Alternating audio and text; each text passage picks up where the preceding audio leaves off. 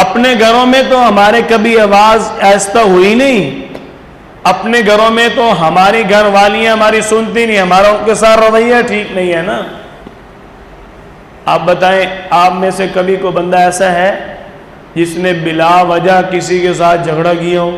ایویں راستے میں کوئی جا رہا ہو، اس کے ساتھ جھگڑا شروع کر دیا ہو؟ کوئی ایسا ہے؟ پھر ہم کس منہ سے کہتے ہو میری گھر والی ایویں عادت ہے اس کو؟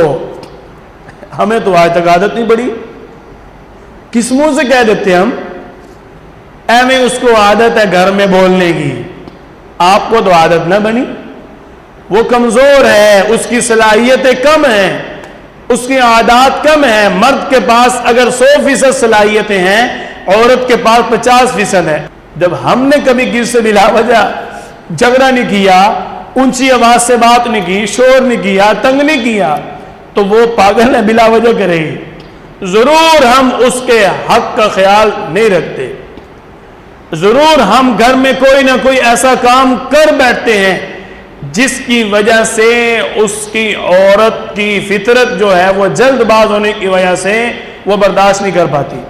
دیکھو، جب ہر چیز، ہر صلاحیت اللہ نے مرد کے آگے عورت کو عادی دی ہے، تو جو مادہ صبر اور برداشت ہے یہ بھی تو ایک صفت ہے، کیوں جی یہ صفت نہیں ہے؟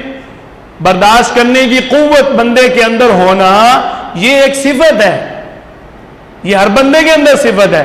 جب مرد کے اندر یہ صفت 100% ہے تو عورت میں کتنی ہوگی؟